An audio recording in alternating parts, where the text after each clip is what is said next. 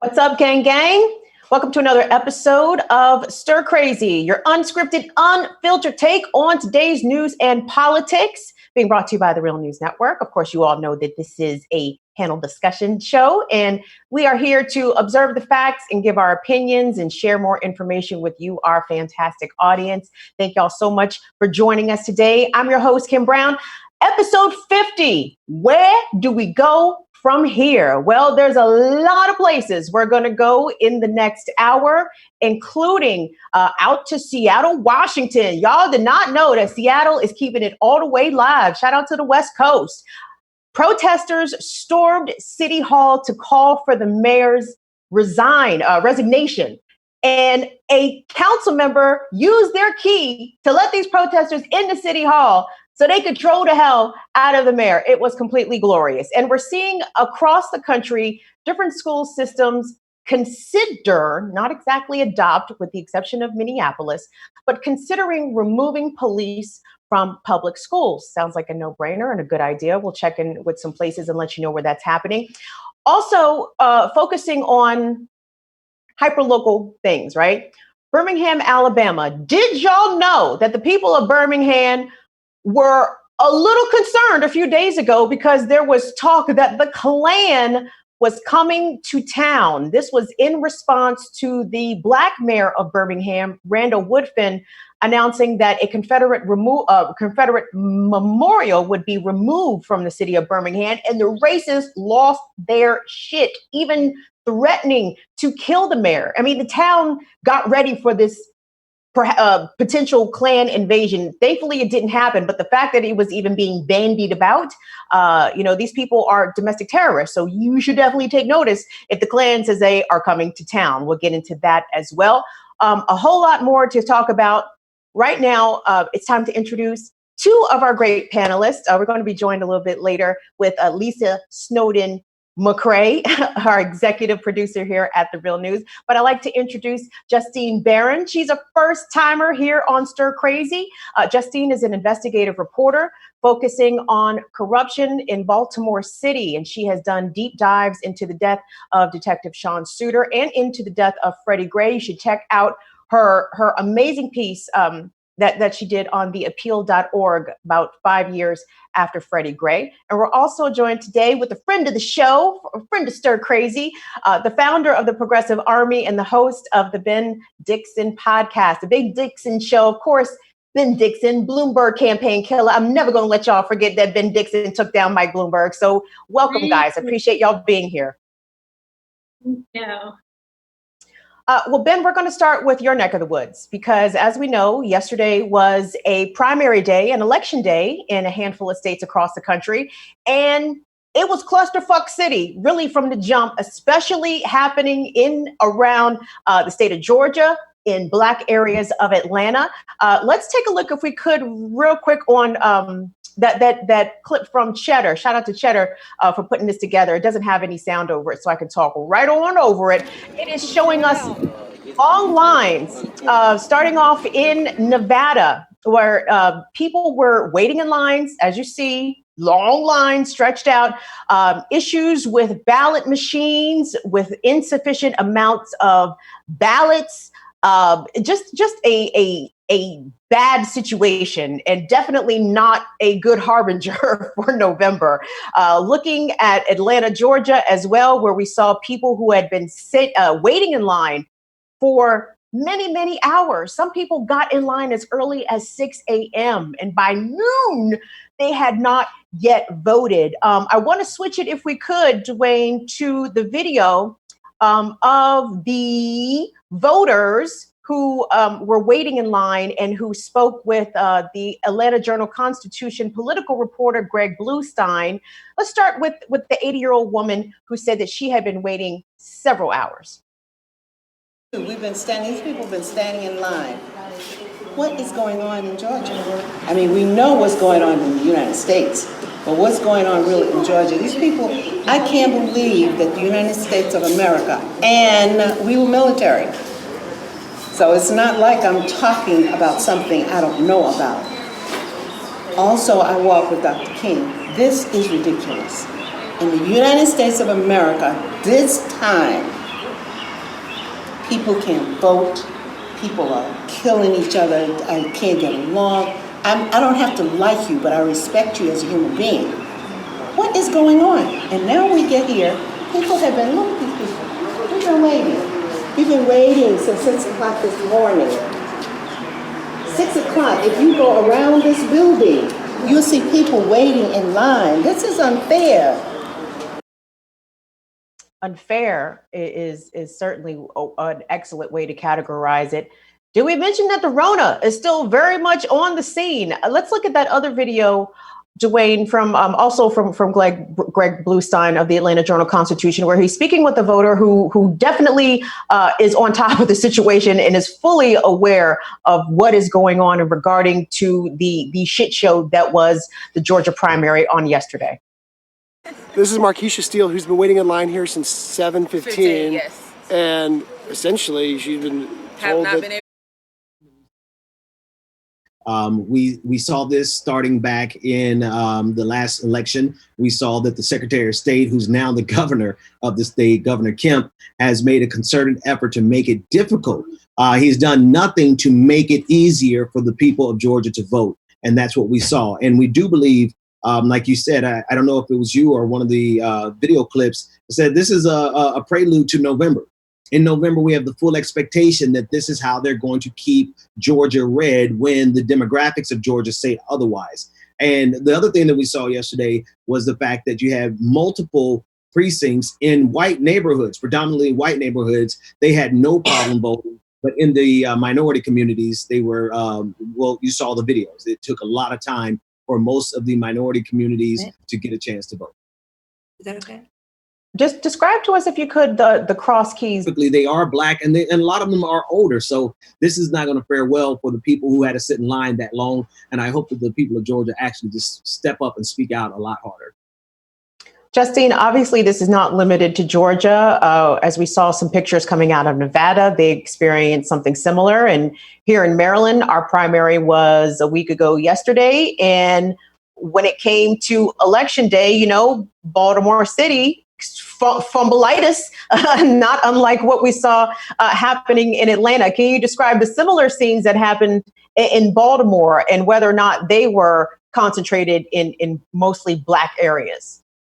Baltimore is mostly black, and I'm not there right now, to be honest, but I will say, just generally with this whole issue, I want to know, like, where the fuck is the investigative reporting? I think, you know, I noticed when it happened in Nevada and Texas, the story was, oh, these Republicans are causing this. And it happened also in California, which is Democratic led. But I did a little digging, and, like, at least in Texas, a lot of those decisions were made by Democratic county bosses. It depended on each county. And I feel like there's just a lot of passive voice reporting going on about this issue, like they do with policing, like, this thing is just happening.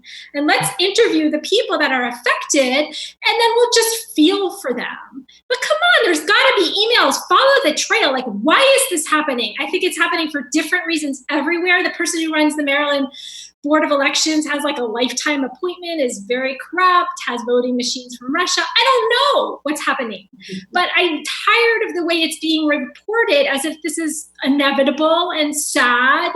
And look at these heroic people risking their lives to vote. Fuck that. They should not be risking their lives to vote. And we didn't used to have to do this. This is recent. So that's just what's missing for me. Lisa Snowden, are you with us, dear? Hi. I am. I'm on CP time. Well, we are glad to have you, regardless. So I wanted to kick this to you, Lisa, because we just saw some footage of the obscenely long lines to vote in Georgia and in Nevada. And if you think it's not going to look different in November, I got some real estate to sell you right here on the banks of the glorious Anacostia River. You better build you a nice beach house right here in Northeast DC. Lisa, at some point, people are so incompetent at their job that it almost has to be intentional. Yeah, and I think it's really important what Justine said, because like one of the ideas that's kind of been like bouncing around in my head as a person who's in Baltimore is like, yes, in a lot of places it is Republicans that are leading the push to disenfranchise voters. But there's a way in places, I'll say Baltimore, where there's a majority Black population, where Democrats benefit from passively kind of from the same disenfranchisation. So it may not be like an active thing where folks are like sitting down and say, I want to make sure that these Black people don't vote. But like, I know looking at the pool of folks that we had to pick from, like our city council president's race, the person who won, Nick Mosby, is married to Marilyn Mosby, who runs our state's attorney general's office. Mm-hmm. So it's a conflict of interest. And it's a thing where like he won it partially because he was a known name.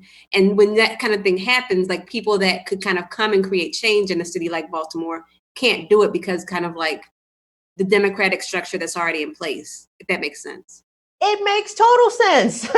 And let me point out, I didn't snatch this tweet, but I did read it from the chair of the RNC, Ronna McDaniel, and she was wagging her finger like, no, don't blame the Republican governor on this. These are democratically controlled areas. Why didn't they get their shit together? And it's like, Ronna, you might be onto something, Ronna, because like you said, a lot of these places are controlled by Democrats. So I think there's going to be a lot of finger pointing. But as Justine said, I'm not exactly sure about the level of investigative reporting that we're going to get to exactly figure out why this is the way it is, speaking about Georgia specifically. Ben, have you heard of any deep dives coming out of Atlanta? Are there, email trails that, journalists that are assigned to that beat have begun to uncover? Maybe the clips from Greg Bluestein. He's the journalist here with the AJC who would do the investigative reporting. Let me put it in context. They've done more investigations into local activists having ties to Russia than they have done investigating around why it's so difficult to vote here in the state. And that lets you know that there's a particular narrative that the media here in the state of Georgia are interested in, at least what we refer to as the mainstream media. But the questions aren't being asked. And if anybody, quite honestly, if anybody has the relationships to get those questions answered, it would be Greg. But like Justine pointed out, he's doing a powder puff piece of how difficult it was for everybody. Well, help. I mean, a third grader could go out there with a microphone, no offense to third graders, and ask those same obvious questions. He has long-standing relationships in this state, but I've not seen him bringing them to bear, nor have I seen other outlets like Georgia Public Broadcasting, who did an extensive piece on Russian influence in local activists, but not why is it difficult for us to vote here in the state of Georgia. Well, speaking of voting, many people by the millions hopefully will be going to the polls this November. We are trying to elect a president here. It's 2020. The current president we have, well, we don't like him. And the guy who is nominated to challenge him, we don't like him either. So a lot of people are going to be holding their noses and casting their ballots, or perhaps doing what many of us do, and that's vote down ballot and either leave the president's box blank or write in a candidate. Like I said, I have voted almost for every member of the Wu-Tang Clan in elections going back 20 years. So, I do take voting seriously, but at the same time, I live in a very reliably Democratic state, and really no matter who I vote for, the Democrat is going to win. But with that said, Joe Biden has been asked quite a bit about his positions on police reformation, defunding the police, and what to do about the criminal justice system at large, because clearly it's such the wrong words to say that it's broken, because it's actually not broken. It's probably working exactly as designed, probably better than they could ever hope for. That's how well the criminal justice system is working against communities of color, Black and brown, Indigenous. But Joe Biden actually penned a really bad op-ed in USA Today. And again, I hope that y'all had the opportunity to take a look at it, because when I tell you it's bad, it is bad. It's titled, "We must urgently root out systemic racism from policing to housing to opportunity." Now, sounds good. But as you deep dive into it, it's a lot of word salad. It's a lot of rehashing of what the issues that have already been well established and well reported on and well documented on about the kind of disparities that African Americans face in education and in housing and in opportunities. Yes, Joe, we all know this. Thank you very much for joining the rest of the class in the 300 level department, bro. You know, he's still on the 101. But where it gets real interesting is where he talks about his ideas for reforming police, and it's underwhelming. And I'm scrolling because it's pretty long, but let me just read some of the reforms that he has proposed. So he says, don't defund police, support reforms. If state and local governments fail to make necessary changes, the Department of Justice must have subpoena power for pattern or practice investigation into systemic misconduct by police departments and force these departments to reform. That's deep, Joe. He also went on to say, while I do not believe federal dollars should go to police departments violating people's rights or turning to violence as the first resort, I do not support defunding the police.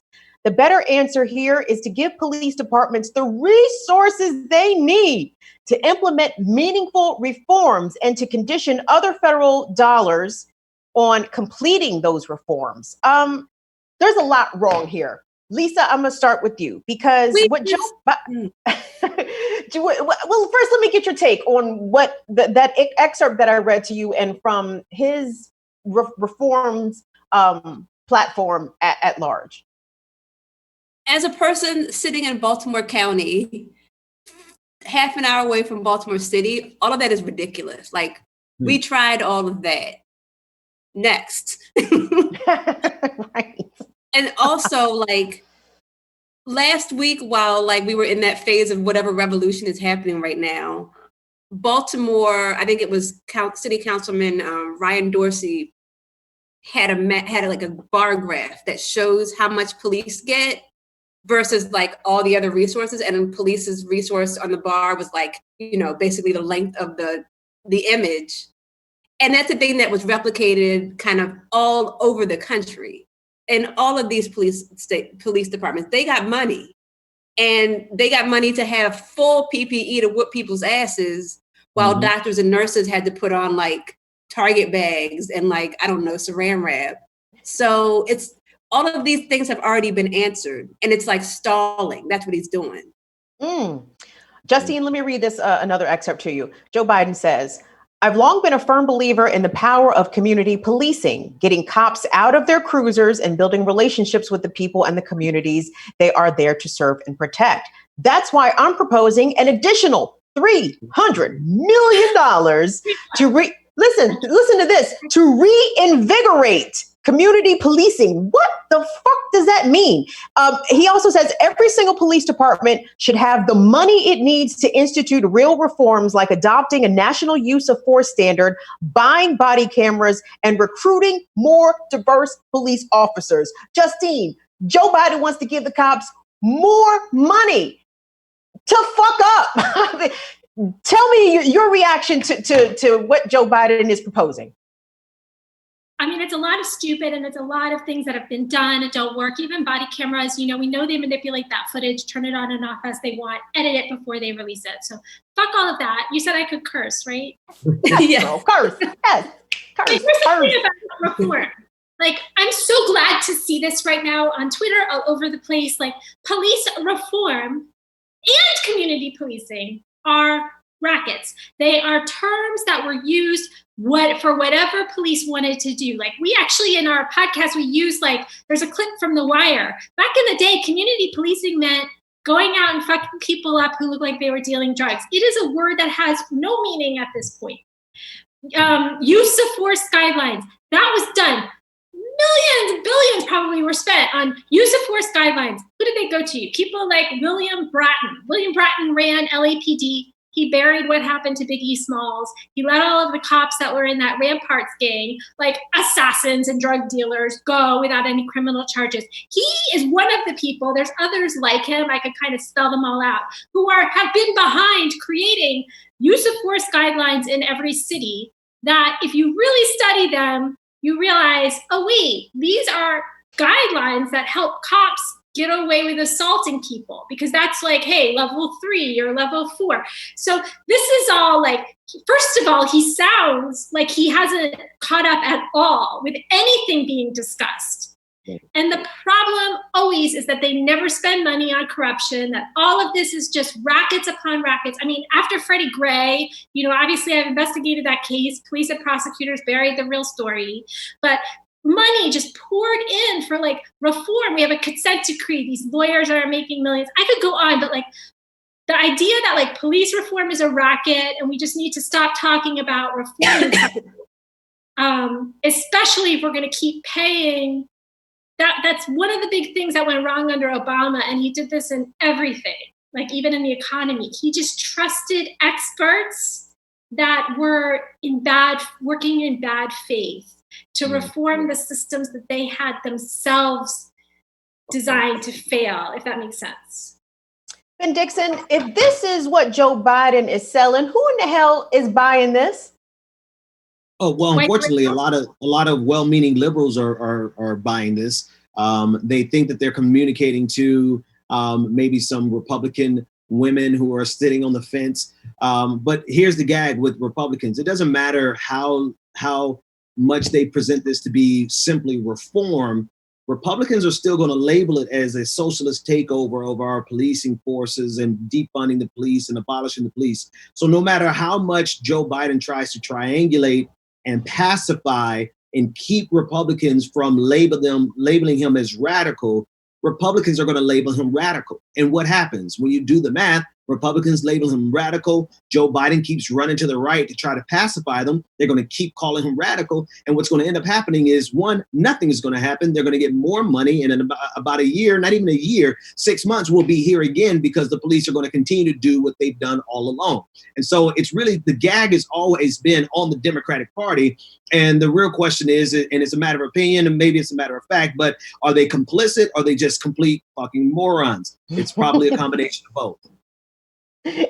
Yes, I'm here to err on the side of complete fucking morons. I mean that and complicit. You're right. You're absolutely right about that, Ben. It is a bit of both. And I think Joe Biden, he might have very well kissed the 35 and under black voting bloc goodbye with these proposals, because I mean the kids, the Gen Xers, the millennials, the Gen Zs are fed the fuck up and have let that be 100% known. But my concern is what happens every time Democrats lose, especially on national elections, is that black people are going to get blamed for this. Like Joe Biden is not a good candidate to begin with, and it's not good enough that he is not Trump. His proposals and his policies suck, and they've been sucking ever since he has been in Congress. And he tried to, he definitely tries to ally himself or put himself firmly in Obama's shadow. Like, no, y'all, my best friend black right here, Barack Obama, that's your homie, right? Then we homies. And it's like, nah, bro, that's not exactly how this is going here. So Lisa, when or if Joe Biden, fails to capture enough of the black vote, perhaps to be successful, are they going to point the finger at black folks, or are they going to point the finger at Joe Biden? They're going to point the finger at black people, and they already are. Like every time I see on my timeline anybody pointing out things that are actual facts about Joe Biden, there's always someone that comes behind and says, well, I guess you want Trump then. So it's already happening. Even like I'm seeing black people doing this, which I'm like, he's not on our side either, but like, it's gonna I mean, this country is built off of blaming black people for things. So that's kind of the way that things go. Well, another thing I wanted to say real quick is that I've been reading the new Jim Crow. So now I'm gonna be like the asshole that quotes the new Jim Crow for a while.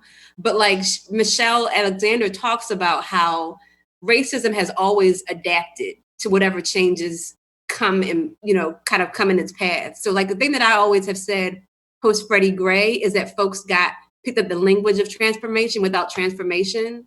And this is just kind of like another symbol of that. So like he can pick up, even though he's late, because this is symbols from like 2016, he's picking up these things that are like, yes, now we can train police, or we can do this to like subvert the actual march towards actual change, because like, as we all know, like police came out of the desire to control Black people to begin with. So this is just another way of kind of like him avoiding the transformation that needs to happen in this country.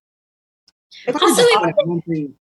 Go ahead, Justine. Well, I was just going to say, like, just it's a joke that even Joe Biden is writing about police reform. It's like if George W. Bush was like, we're going to talk about peace in the Middle East. It's just, he's the guy who did all this. Like, Yes. him and Reagan, numbers 1 and 2, Yeah. right? Sorry. You're good. Ben Dixon. That was actually such a good point. I forgot what I was going to say because, I mean, no, really, Joe Biden, the nerve of Joe Biden to even talk about this. But honestly, when you drill down to it, it's just the absurdity of the Democratic Party at this stage in the game, particularly as we get closer to this election. And I think everyone could agree that Donald Trump is, particularly when he pulled his stunt trying to bring down the entire military dictatorship last Tuesday, right? He is a unique threat, but I'm equally as upset with the Democratic Party because they're putting us in a position where we cannot enthusiastically oppose the aspiring dictator unless we accept whatever piece of shit they give us, because I feel like that's what they're doing. I feel like they're saying, listen, your choice is either a dictatorship with Donald Trump or a softer dictatorship with the police state in full force. Matter of fact, we're going to give them more funding, $300 million more. Matter of fact, we're going to ask them to wear body cams, even though we already seen an entire season of that episode where they can do whatever they want to with the body cams. And so our choices here are not something that really they suck is not sufficient, but that's the only thing that's coming to my mind right now. They really suck, and the Democratic Party knows exactly what they are doing. The Democratic Party is complicit with the police state. If you look at all of the abuses that happened in these cities, they were Democratic mayors, right? New York, Atlanta, like these are Democratic mayors. And we have to make sure that the people understand that the police state services the powerful, and that is inclusive of Democrats. Well said. Well said. I want to move on, guys, because we have a whole lot to get to and not a whole lot of time to get there. So we're hearing the rallying cry right now is defund the police, and some elected officials have responded to that. Police officials have responded worse to that, like, nope, that's a terrible idea. Crime's going to spike, and there's going to be rapes and murders all over the place. And who y'all going to call Ghostbusters? It's wild. But something that caught my attention today, actually, the police chief of San Francisco is a Black guy. And he was part of a forum discussion. This is like hyper local to San Francisco. But the fact that this is a police chief of a big police agency is what really caught my attention. So I want y'all to check this out. This is from the Alice B. Tolka's LGBT Democratic Club. They held a forum with a number of prominent law enforcement officials from in and around the Bay Area. And they were mainly talking about gay and trans issues as it relates to policing. But the police chief of San Francisco was asked specifically, very specifically, whether or not he supports the idea of defunding police. And take a listen to what he had to say. Let me start by saying first that I have an open mind to that. And I look, any department head or person running a department, whether it be a police department or any other department, is going to be protective of their budget because the budget allows us to fund the resources that we believe we need to do our job. But we're at a time in policing in this country where the whole world is speaking to us, and we need to hear what's being said. And what's being said is we have to change the way we police in this country. And I think for me, I'm open to that. What I hope for when these considerations are being made, that they are thoughtful, that they're not made hastily, because we really need to think through. We have an entire system in terms of policing and how we dispatch police to, whatever we dispatch us to. We have to think this through to make sure that whatever changes are on the table are thought through, and we think about community safety as a whole. And that goes way beyond policing. So I'm open to it. I know that, this is going to be some very tough decisions that have to be made, and they're going to be made in a hurry. but I'm open to it. Look, I'm all about community safety. All about community safety. Chief Bill Scott there, William Scott, the police chief of San Francisco, big city. Cops are taking early preliminary hits already from their budget. Prince George's County, Maryland, the school board there is proposing the idea of removing cops from their schools. Again, proposing, it's not a done deal yet. Same thing with Seattle in their public schools. They are considering a 1-year suspension of police in schools. But Justine, I wanted to come back to you regards to the police chief's comments there. I know we don't usually hear from police that they're okay with money being taken from them. Usually they are demanding more. What's your take on what he had to say, his response to defund the police, as opposed to how other cops and police unions have responded? I mean, it's better. I don't really know enough about him. I'm always sort of wary about anyone in charge of anything, but I would be curious about the police union pushback, because I don't really think mayors are afraid of their police chiefs. I think they're afraid of their police unions. And the unions, it's funny because usually the people who are in those unions can't even vote in the city because they don't live there. So it's sort of a weird dynamic. But, I think there have been examples here and there of, I know there's a guy who may become the next Baltimore police chief, Tony Barksdale. He said, yeah, we don't need all this money, but it's going to come down probably to the union, I would think, in terms of the mayor, allowing it or authorizing it. And I would be surprised if there wasn't a lot of pushback. By the way, I think ProPublica just did a piece that at least I saw today. I don't know when it came out, but they found that most people that are in positions of authority at police unions are white and male, even if the police departments themselves are overwhelmingly Black or brown. Yeah. Go ahead, Ben.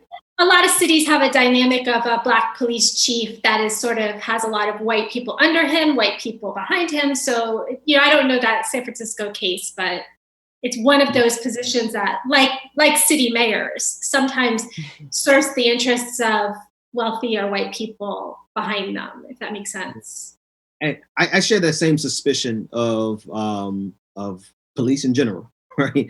And police and leadership, because a lot of times it is the smoke and mirrors. It's just the jargon that gets them. We're too satisfied. We have too many people in our communities in roles of leadership. The Miss Leadership class, they're satisfied with just good sounding words. And what that chief said there sounded good. It sounded like he was reasonable. But I need to know what really happens in your department that tells me whether or not you're reasonable. Like, what's going on with your budget? Are we going to actually implement it? Are you just going to say something nice and then have a couple of Black leaders latch on to the fact that you're willing, and then we ultimately do nothing? Because we see that model happen over and over and over again. I like what you said there as far as the mayors are more afraid of the police unions than the police chiefs. But I do think that it is a deeply rooted problem in every single city when you consider how much money has been given to this racket that doesn't even protect us. The number of cases that go unsolved, the number of murders that go unsolved, the number of rapes that go unsolved, robberies that go unsolved. And now they're trying to intimidate us just like a racket, just like the mafia. If we take away our protection, then it's all going to fall apart. You're going to get raped. You're going to get maimed. You're going to get murdered. Well, the truth of the matter is there was the mayor out of, I believe, Durham, North Carolina. She said it like this: the safest communities are not the communities with police patrolling them. They're with the most police. They are the communities with the most resources. And so if you look at any middle class to upper middle class, wealthy neighborhoods, you do not see the police patrolling, keeping your neighborhood safe. Your neighborhood's safe because of the social contract in your neighborhood and the fact that people have enough resources not to commit crimes of desperation and crimes of opportunity. Gang, I wanted to check in, if we could, briefly with the protest movement, because if you thought the protests had died down, no, they have not. The people are still taking to the streets en masse, doing a lot of footwork literally and figuratively. Let's take a look at the Black Trans Lives Matter protests that happened very recently in Baltimore, because, it is Pride Month, and it's not just Pride Month that we should examine the types of discrimination and persecution that our gay and trans brothers and sisters experience, not only from law enforcement, but really from society at large. But it is important to show that Black Trans Lives Matter. Let's take a look at that footage. Fund us now! Fund us now! Fund us now! Lives matter! Trans lives matter! Trans lives matter! Trans lives matter!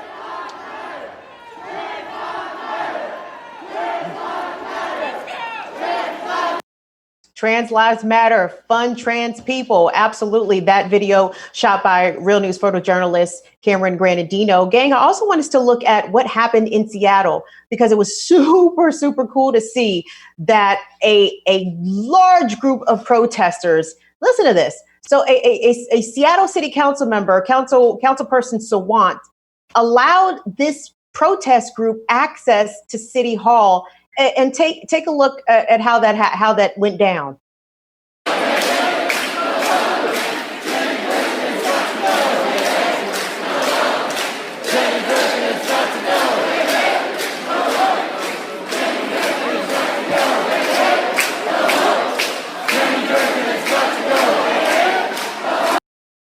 That is pretty massive. So what we saw there is protesters inside of City Hall calling for the resignation of Seattle mayor there. And there has been a lot of things transpiring out in Seattle. And again, I don't mean to be hyper local sometimes, but really local things is where the shit really goes down, right? That is where we really see change, and then change tends to spread in other places. But what's happening in Seattle, a group of plaintiffs, according to the Seattle Times, has filed a lawsuit in federal court against the city of Seattle, alleging that it has violated the constitutional rights of demonstrators against police brutality and racism by allowing police officers to deploy, quote, unnecessary violence in controlling and suppressing crowds. The plaintiffs include Black Lives Matter activists, protesters, and a journalist. Folks, I want to go around the horn here and get everyone's take in terms of, these protests have only been happening for a couple weeks, but I feel as if we are starting to see ripples and then into waves of policy and societal change. Ben, how would you characterize the past 2 weeks? And in your opinion, if we could have you be an Afrofuturist here, where do you see this going, like 2 years from now, maybe? So I think one of the number one things that we could take from this moment, and if we can seize upon it and never let it go, is the narrative against police. Because if you think in this country, we always lend so much credence and credibility to anything a police officer says, particularly if it's during a trial. If the officer gets up there in his badge and his uniform, then the jury automatically thinks, oh, this guy is upright and upstanding. And we've had an opportunity this past 2 weeks to see the fact that these pigs are really just wild boars that have been unleashed on the city, particularly in the Black communities. And once they started beating and cracking the heads of middle-aged, middle-income white women on social media, you can see it all across the globe. And then they cracked the head, literally cracked the head of that 75-year-old activist in Buffalo, New York. Then regular, well-meaning liberals who were standing on the fence, who probably never believed us when we told them this was happening in the Black community, finally had an epiphanic moment, and they're like, well, maybe Black folks, what they've been telling us is true. And so if we can hold on to this moment and just keep those videos on repeat them over and over and over again, and constantly remind the people that this is what the police state really looks like in this country, then in 2 years, when somebody gets on the stand, a police officer gets on the stand and expects and has the expectation to be trusted because he's a cop, those jurors should be able to look at him with an eye of suspicion, because we've seen them lie, we've seen them cheat, we've seen them abuse, and we've seen them do everything they possibly could to protect this state against the will of the people.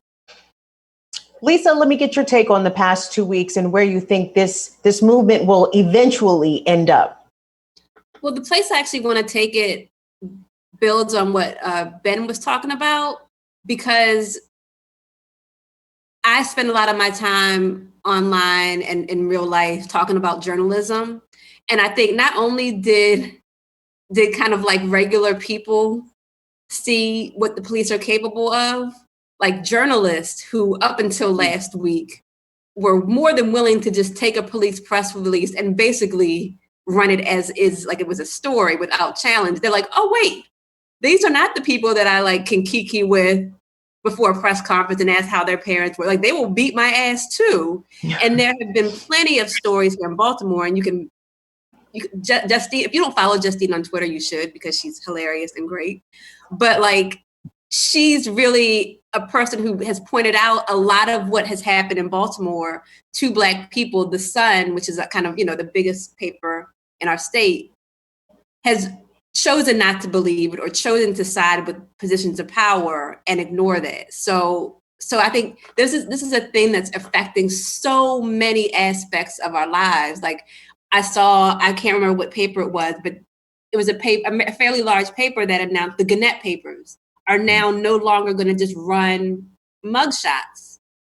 Just like this was like a thing that generated clicks and money for them, just mugshots of whoever in your random town was arrested. They're not doing that anymore because we don't know if these people were arrested unfairly, but by the time we figured out, their image has already been in a paper and lives forever online. That's a huge thing. There are Black journalists who felt like they couldn't speak out about their racist employers that can now say, hey, these people that are determining how the stories of our time are told are racist as fuck.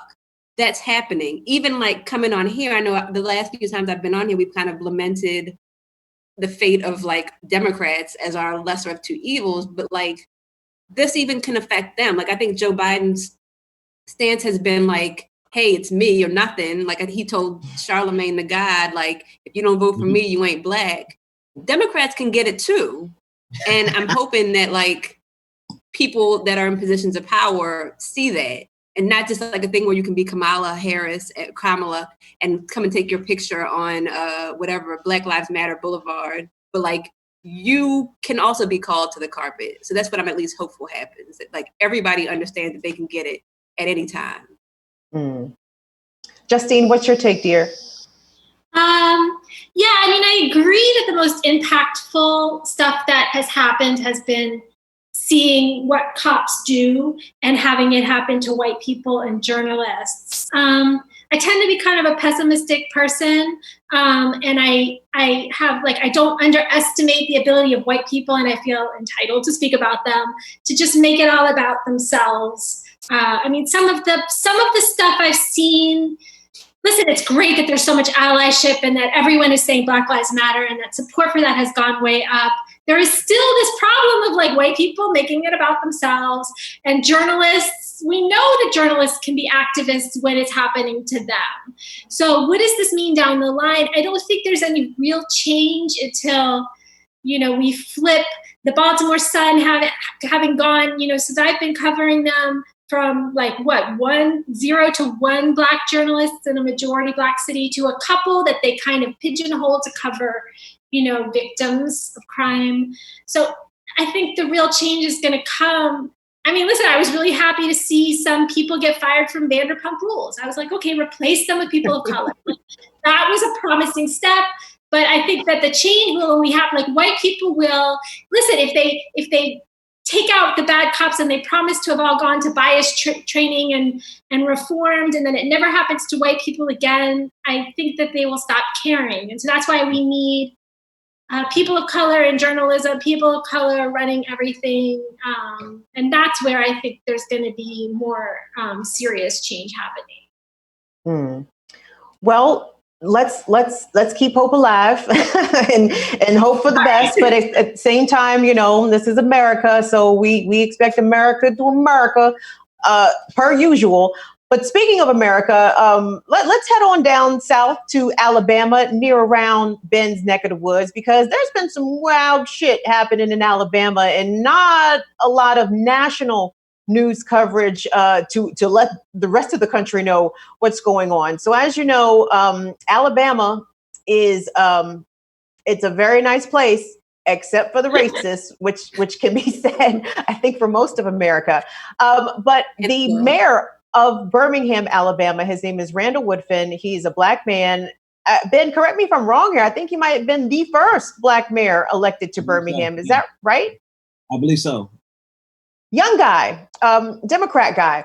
So Randall, in response to, or Mayor Woodfin, in response to all of the protests surrounding the murder of George Floyd, made a cultural concession to agree to remove Confederate memorial from the city of Birmingham, and that resulted in death threats, credible death threats against his life. I want to play this 911 call from a person who has since been arrested for making terroristic threats against Randall Woodfin. And they edited the call, but y'all can pretty much fill in the blanks for what this person had to say. Let's take a listen. Birmingham 911, upper 9874. Birmingham is Jefferson County. Hey, man. Go ahead, sir. Hey, man, if you take down that statue in William Park, Confederate soldier said, man, I'm going to come down there with my AK-47 and start blowing pigs away, and the protesters, everybody. I'm going to assassinate Randall Woodfin and kill that. You hear me, Puck? You better call that cop right now. You think I'm playing? You'll find out. It'll be all over the news. You hear me? I'm coming in there right now. I'm not out where my blow your heads off. Whew. Now listen, when a white man starts threatening to shoot shit up, you better take that motherfucker quite seriously, okay? He has been arrested for threatening Mayor Randall Woodfin, but apparently he was not the only one who was tremendously upset by even the mere mention of removing this Confederate statue, because the city of Birmingham almost went on lockdown a few days ago because there was rumors flying throughout town that the Ku Klux Klan was coming to kill people, allegedly. So much so to the point that the courthouse closed early. University of Alabama, Birmingham shut down. Businesses started locking stuff up and fortifying itself. And this did not make national news. Now, folks, everyone on this panel, and likely everybody that's watching, the Klan has burnt shit to the ground, has killed people. If not the Ku Klux Klan, then white supremacist militias armed, acting as agents of the state in occasion, throughout American history have come to kill Black people who have had the audacity and the temerity to stand up and advocate for themselves and self-determination and their constitutional rights. But I can imagine living in Alabama and hearing that the Klan is coming. As a Black person, I would be afraid. Ben, have you heard about this story? And tell me what your thoughts are. Yeah, I'm on the opposite side of that. I wish the nigga would, like, come, let's go, because there's enough, at least here in Atlanta, when they came to Noonan, Georgia, like, I mean, we met them out there. We met the Klan and the Nazis. There were, there's this merger between the Klan and the Nazis at this point. They're almost indistinguishable. When you see one marching, you'll see another. In Rome, Georgia, we saw literally that. We saw the Klan marching yesterday along with some neo-Nazis. And when they came to Noonan, Georgia, it was Black folks who met them in the streets along with Antifa, right? And it's funny how Antifa is being labeled as a terrorist organization by the president of the United States, whereas they haven't killed anyone, versus the Klan, who has a history of actual terror in this country. So if that's the game they want to play, then let's go. Let me just be clear. The person who got arrested, his name was Brian Vest, 49 years old, and he was arrested in Warrior, Alabama. What a name. Lisa Snowden, if the Klan's coming to town, if the Klan is making, this fool called 911 to say that he was going to shoot the man. It's not, I'm not laughing at the threat. I'm laughing at his incompetence and his stupidity. Like the 911 operator was going to be like, Mayor, you might want to change your mind, bro. This is a bad idea. Michael said he's coming to shoot shit up. What is your take about this story in general and the fact that it did not make national news? Okay, so this is my time to talk about white people in journalism again. If you run journalism and the Ku Klux Klan is not exactly coming for your neck, then it's not as interesting or important of a story. So that's that on that. I don't know what else to say. I know. Justine. Thank God for Twitter also. Oh my gosh. Seriously, there's so much stuff that percolates up on Twitter that, if you really just say, if you just read your city paper or read watched your local news or even watched CNN or MSNBC. I don't know why people still do that, but there's a lot of stuff that does not get reported, but that still actually happens. So please, it is so important to support local journalists who are still reporting about stories. Justine, let me get your take on this before we move on to the next element. I guess it's like I don't know. We must look like we are being taken over by the Taliban here or something. Just these like fundamentalist, crazy. There's no difference really, and it's bad. And the national media, if I can for just a second, I covered Fred a great case, and I just had an article exposing that Marilyn Mosby's prosecution was kind of a sham. So what does she do? She books every single network. She gets an op-ed in the Times, an op-ed in the Post to just talk about, prosecuting. And then I feel like a lot of mainstream news outlets are like, well, we had Marilyn Mosby, so we don't really need to dig into any real issues because she's Black and she's a progressive prosecutor. And so I'm with Lisa in terms of just like, I can't even talk. I have to watch news and I just get physically so upset every time I read or watch almost anything in mainstream news. I really just rely on Twitter. Yeah, no, watching the news can be interesting. Lisa, Justine kind of opened the door there referring to Marilyn Mosby, the state's attorney general for Baltimore City. You were quick to correct the record on Miss Mosby's recollection of events from 5 years ago. Would you like to explain that to our folks? Oh, basically it was just what Justine said.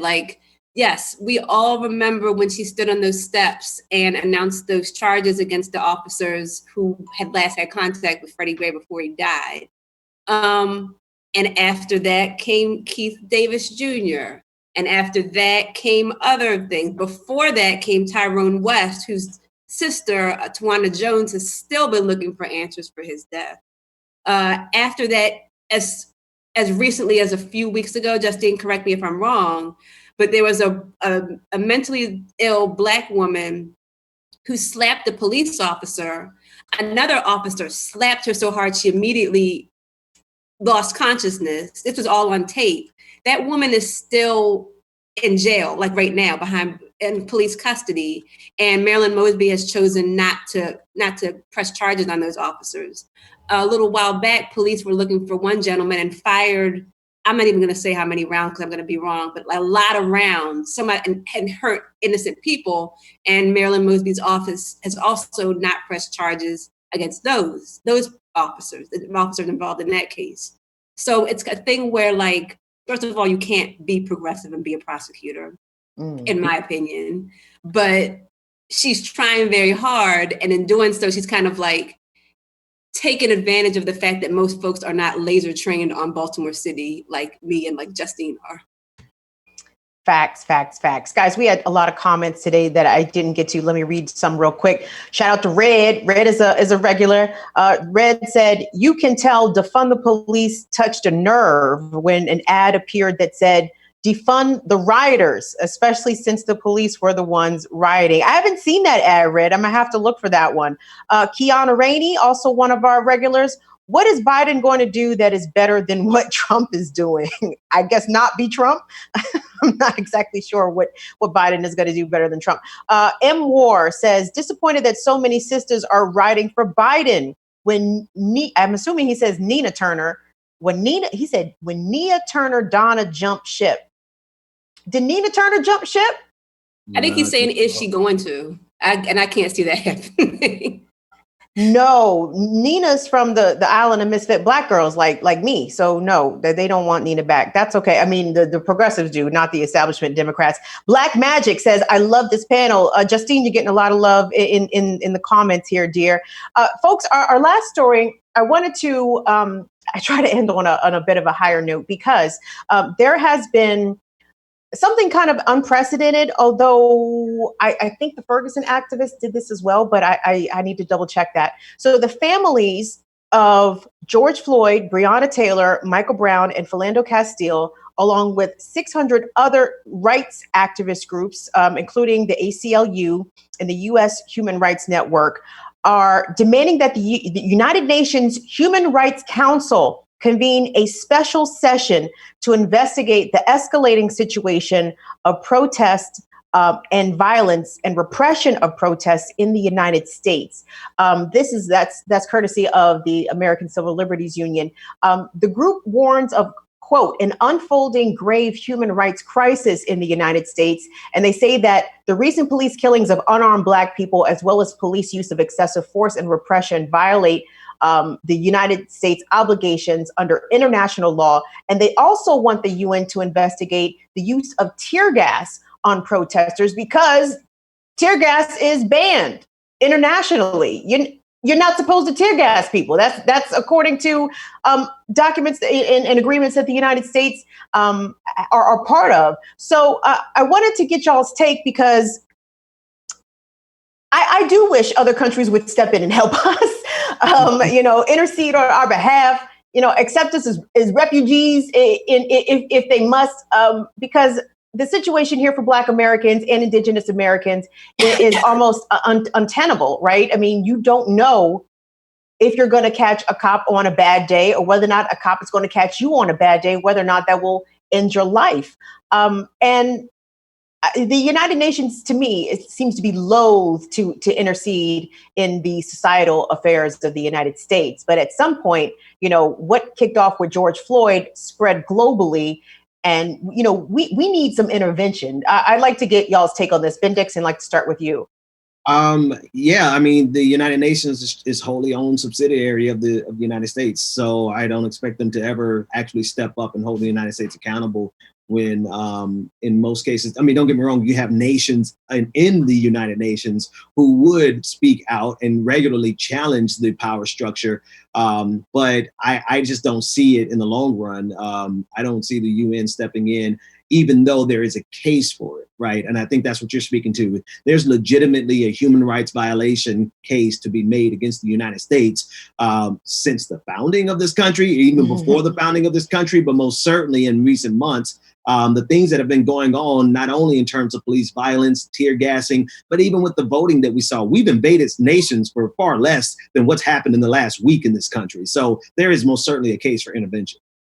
Facts. Justine, what's your take on this action that the ACLU and the families of these unarmed Black people who have been killed, taking their case to the UN Human Rights Council?